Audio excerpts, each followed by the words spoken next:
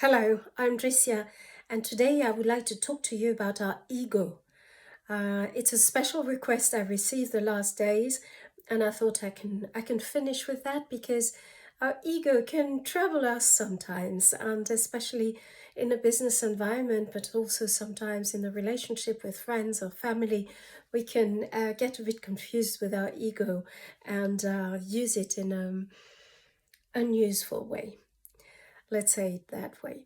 I know a bit about it because I had to explore it for myself to find a peace way deeper than the ideas of the ego. So what is it? It's our self-image. That's the idea and the image we have of ourselves. We think we are this way or that way. We have developed over the years a certain picture of who we are. I talked about it already in one of the videos. But the thing about it is that this image of ourselves can create a certain expectation, can create a misunderstanding about how we have to behave or how we have to react to certain situations outside.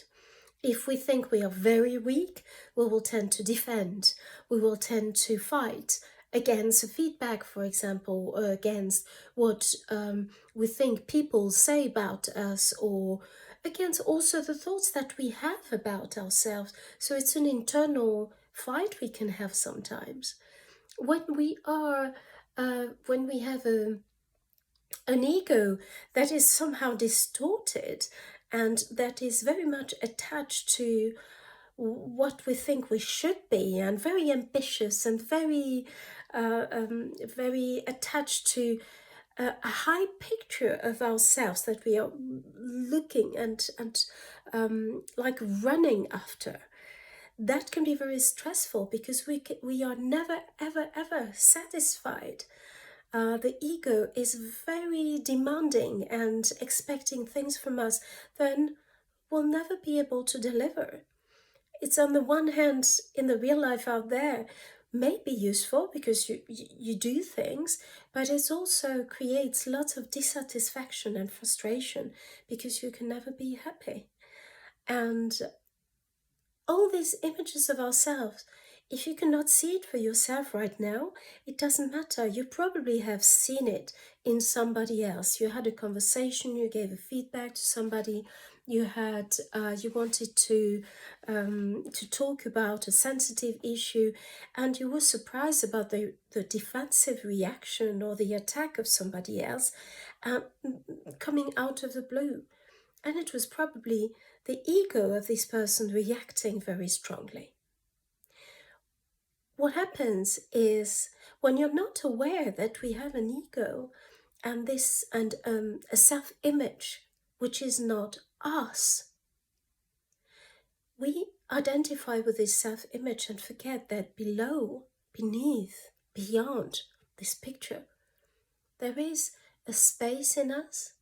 There is us, the real self, that is peaceful and does not run after anything. Which does not mean that we don't do anything in the world. It does not mean that we do not respond to an attack or to somebody's reaction, that we do not protect ourselves when there is a danger.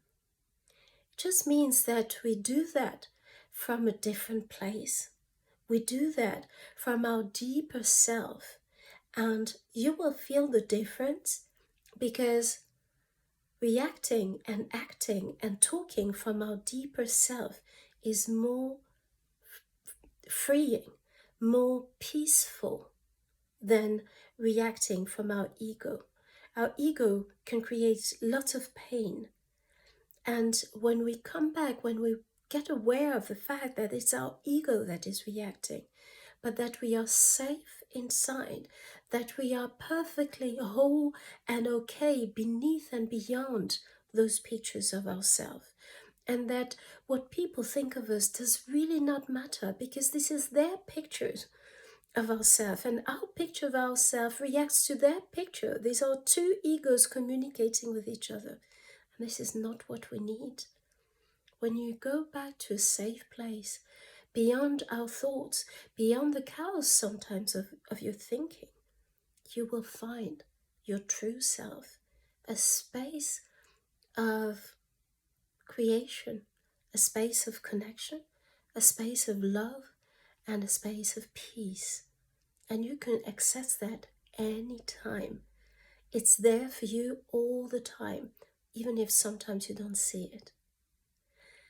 That's the last video from me this time. I would just like to leave you with that, with this space in you that is peaceful and happy and innocent and very untouched from all the noise and the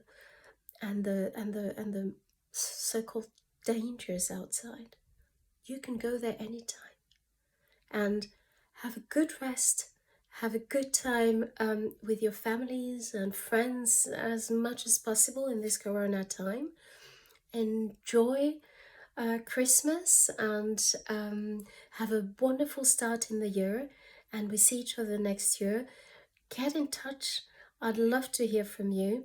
I would love to be able to help you further next year, individually, collectively, or in the course I'm offering at the beginning of the year.